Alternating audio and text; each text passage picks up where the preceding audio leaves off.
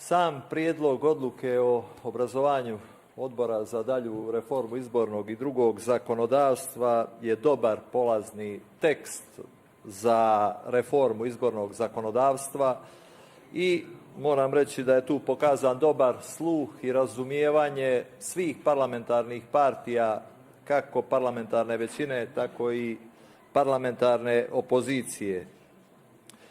Dobro je što je došlo do zajedničkog prijedloga odluke, znajući da se sa većim dijelom opozicije parlamentarna vlast ne može složiti po pitanju bilo čega.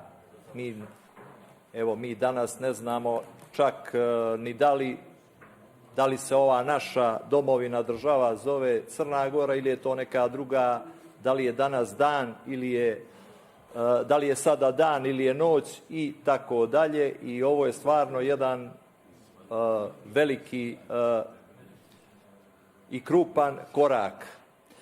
Mnogo toga je rečeno u prethodnim diskusijama, uvodnim izlaganjima, nema se što više tu dodati. Ja bih ukazao na par stvari koje treba analizirati do samog glasanja. Samo da kažem, na zakonodavnom odboru nisam podržao ovaj tekst u ime Liberalne partije, bio sam uzdržan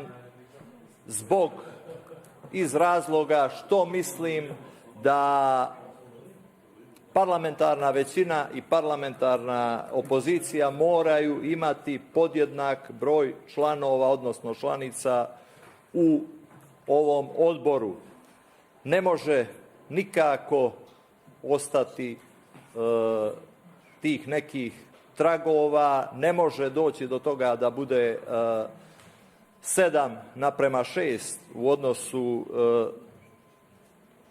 prednost parlamentarne većine, ne može se diskriminisati opozicija i zbog toga je Liberalna partija i napravila amandman.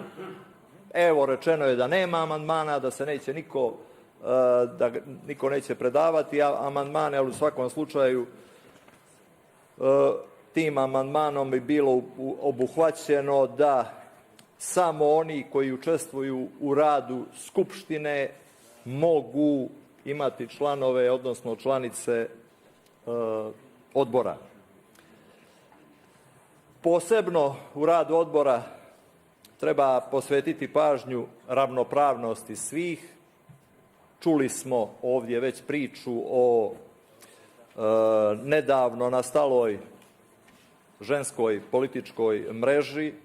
To je vjerovatno najljepše što se desilo Crnoj Gori, odnosno što se desilo na crnogorskom političkom nebu u posljednjih par godina.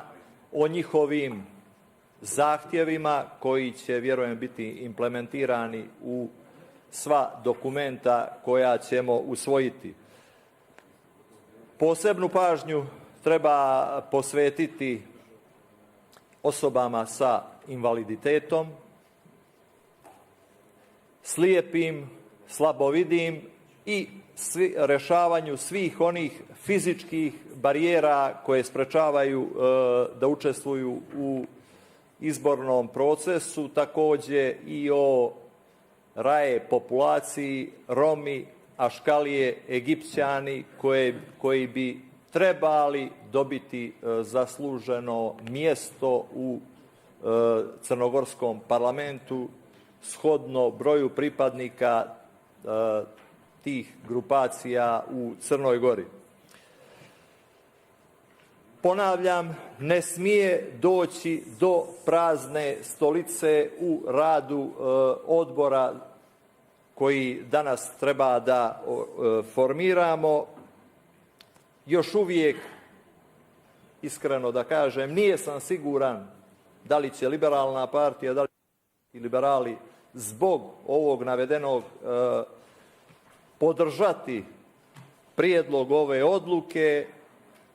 Vjerujem da ćemo svi zajedno dati još jedan doprinos kako bi oni izbori koji će se održati 2020. godine parlamentarni, vjerovatno istovremeno će biti i lokalni, bili bez trunke sumnje prvi put u Crnoj Gori da imamo, kako opozicija kaže, poštene i pravedne izbore i nadam se da će ih tada svi priznati. Zahvaljujem.